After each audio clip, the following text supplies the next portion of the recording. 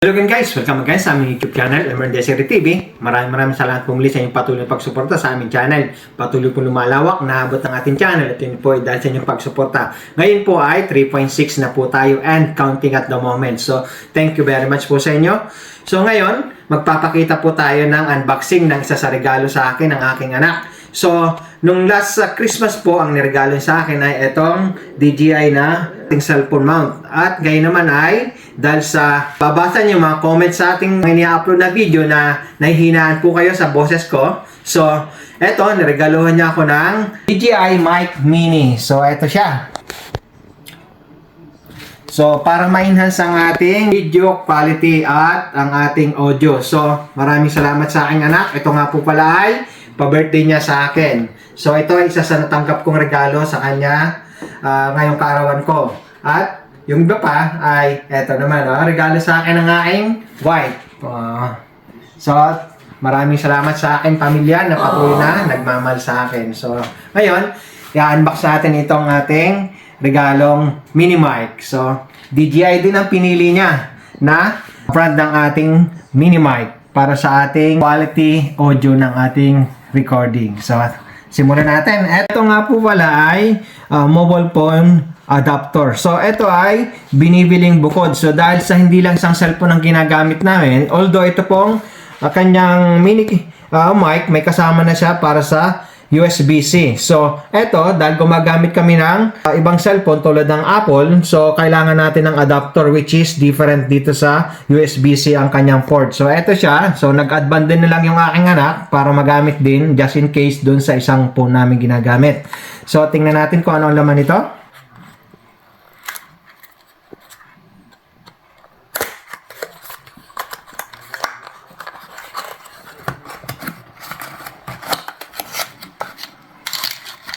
So, as stated on the box, it's just mini. So, napakaliit niya. Ito siya, oh.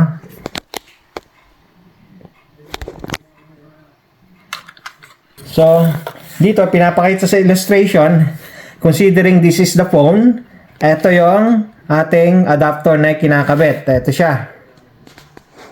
Kabit lang natin sa port ng ating charging point ng ating cellphone. Ito, makikita natin sa ating illustration. So, itong model na ito ay para sa mga bagong version ng cellphone na ginagamit sa ngayon. So, kaya bumili ng add-ons na ito kasi may ginagamit kami na lightning port ang kanyang connection pa. So, kailangan natin ito para magamit. Unlike dito na direkta na natin magagamit yung transmitter niya kapag kinabit dito. So, dito, kung ang ating lightning port ay ang port ng cellphone na gagamitin, so kailangan natin itong adapter na ikakabit dito sa transmitter niya bago natin magamit, like this cellphone. So, ito ay iPhone 11 Pro. So, ito ay lightning port pa ang kanyang connection, hindi sa yung USB-C. Unlike this new version ng mga cellphone na ngayon na USB-C na. So, simulan natin unwrap ang ating DJI Mini Mic.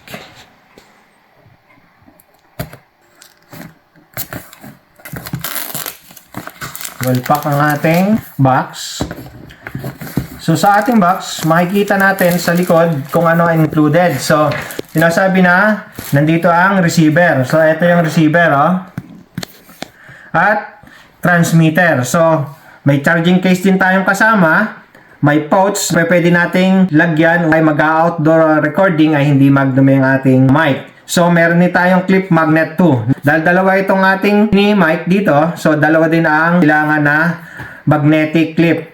So, meron din tayo dito ang mobile phone adapter na yung sinasabi ko na natural ng kasama dito sa box na ito, unlike nung isang lightning port na binili pa ng anak ko na bukod. Meron din tayo dito windscreen na 4. So, pwede tayo magpalit kapag madumi na, pwede nating laban yung dalawa at ipalit natin yung dalawa, kaya 4 siya.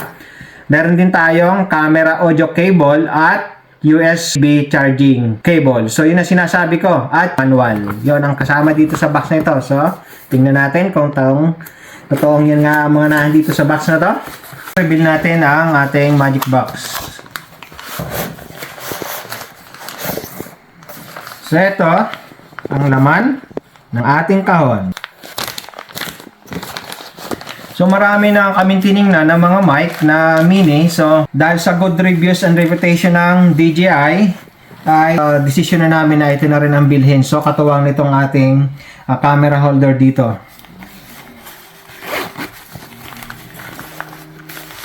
So, ito nga pala yung pouch na sinasabi. Yung iba kasi wala siyang kasamang pouch. So, kailangan pang bumili. Ito may kasama na.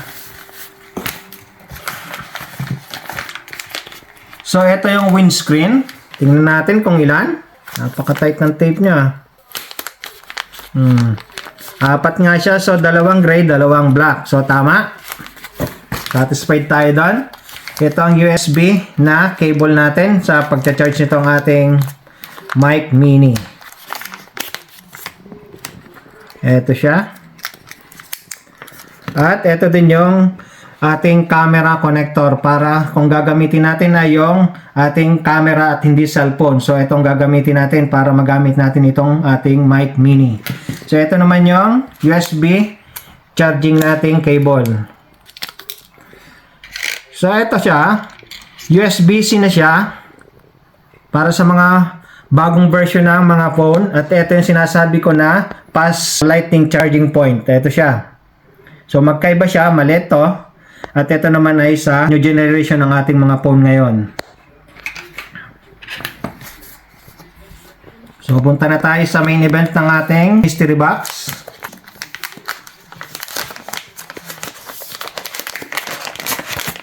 Ito siya, oh. So, dito siya, kapag chargers natin, dito sa port nito, kabit lang natin to. Ito. Yan, para may charge natin. So, ito, may tape siya. Unlock natin. Sundin natin. Press. Ayan nga naman, oh. So, ayan, oh. May charge siya. So, ito ang isa. At, ito pang isa. So, kung dalawang gagamit, halimbawa, may vlog tayo, oh. Meron tayong interviewin, pwede natin gamitin itong isa. At yung isa naman ay sa ating nag-interview. So, ito ang transmitter. So, ito yung nasa illustration dito. Yon, ito siya.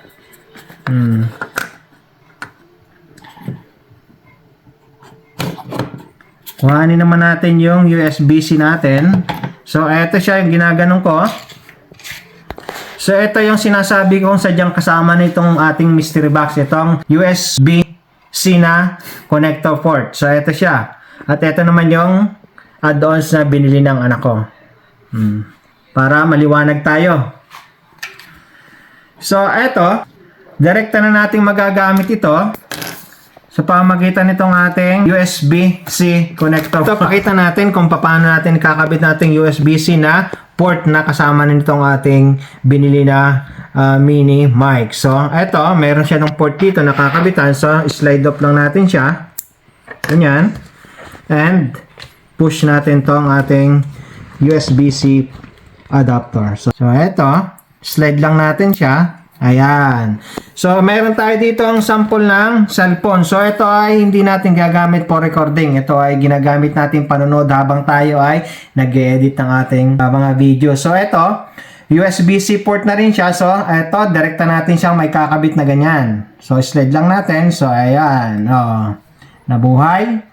So, activated na ang ating transmitter sa ating cellphone. So, unlike yung sinasabi ko kanina na kailangan natin yung lightning port kapag kaiba ang ating cellphone, dahil ito ay Samsung, so, madali lang siya. So, tanggalin natin ngayon ang ating USB-C port adapter at ikabit natin yung adds-on na lightning port na binili ng anak ko. Ito siya. So, slide din lang natin siya. At meron tayo ditong iPhone 11 Pro na cellphone. So, minsan ginagamit namin itong mag-record kapag puno ng memory ng ating phone. So, ito. Ayan. Oh. Ayan, nabuhay din siya. Oh. Accessory connected. So, ito. Ready na itong gamitin. So, tanggalin lang ulit natin siya. Dito nga pala sa ating box, kung makikita nyo, so, etong ating USB adapter na ito, nandito, originally. So, ito yung nakalagay dito. So, nung ating binuksan itong box. So, meron ditong isa pang port na may sarado. So, ito, rubber lang itong sarado dito na protection. So, diyan natin pwedeng ilagay itong ating binili na USB lightning port. So, ito siya. Tanggalin lang natin. Ito, slide lang din natin siya. Ayan. So, para protektado ang ating USB adapter. So, ganyan siya. So ngayon, ito nga pala ang ating mic. Try lang natin yung ating windscreen. Ito siya. So try natin itong kulay gray. So yung clean side niya dito sa unahan. Meron siya ditong dalawang hole. Clip lang natin siya. And clip. Ito siya. So ganyan lang. At ito naman yung magnet nga pala sinasabi na kasamang dalawang magnet. Ito siya oh. So, ito yung isa. So, kung gusto natin na nakamagnet lang siya sa ating damit o kung ano man ang suot natin, pwede natin itong gamitin. Ito dito. So, pasok lang natin ito dito. Ayan. So, kung ayaw naman natin na nakamagnet siya, i-clip lang natin. So, tanggalin natin yung magnet niya. Ito siya, may clip siya dito. So, ito, limited lang kapag ka-clip ang gagamitin. So, gaganyan lang natin siya. Okay, let's move on. Try natin na gamitin ng ating mic mini. So, ito nga pala, yung sabi ko kanina, nakasama din. So, kung gagamitin natin hindi cellphone sa ating camera, so tulad ng mga DSLR na camera, so ito siya. So, meron dito tayong DSLR na camera. So, ito siya, yung transmitter niya. Slide lang natin dito sa holder niya sa taas na nilalagyan ng ating lens o ng mic. So, ito siya. So, ito yung clip niya. I-slide lang natin siya forward. Ayan. So, dito, meron tayo dito port. Ito siya. So, dito naman, meron tayo dito ding port na katulad nito. Kabit lang natin siya dito. Yan, ganyan lang siya oh. Ito, kapag nakabit natin siya, turn on lang natin ang ating camera at on the go na to. Pwede siyang gamitin tulad ng cellphone. So, ganun lang kasimple oh. Pinakita ko lang kung ano yung silbi nitong ating adapter na kasamang ito. Ito, natapos na tayo sa ating unboxing nitong mic mini. So, itong pouch na kasama niya, maganda siya. May secret na compartment pa dito sa loob na naka-zipper din siya. At meron pa ditong pouch na dalawa. So, pwede natin ilagay yung ibang mga accessories na gamit dito na hindi natin ginagamit. Maganda siya. At meron din tayo ditong previous na sticker at manual. So, yung manual naman, hindi na natin binasa kasi makikita naman natin sa direction na kung paano gamitin itong ating mga accessories na itong kasama ng ating mic mini. Natin, ito siya. So, meron din siyang sticker na kasama. Ito siya. At ang kanyang manual. So, marami siyang languages na kasama. Of course, pipili lang tayo kung ano ang language na naiintindihan natin. So, additionally po nga pala, itong ating mic ay abot sa 400 meters ang kanyang capacity na pwede nating magamit ang bisa ng ating mic mini. So, yan hindi na siya makakarinig. So, eto, tingnan natin. Lumayo nga tayo dito ng mga 5 meters from the camera. So, tinetesting lang natin kung ano ang pagkakaiba ng ating may mic at yung wala. So, para sa mas marami pang video ng ating DIY at cooking, patuloy niyo po aming subaybayan sa aming YouTube channel, Elmer Desiree TV. Thank you very much and God bless. Bye-bye! Wala tayong mic receiver. So, tingnan natin kung anong pagkakaiba niya sa ating volume ng ating recording. So, para sa mas marami pang video ng ating DIY at cooking, patuloy niyo po aming subaybayan sa aming YouTube channel, Elmer Desiree TV. Thank you very much and God bless. Bye-bye!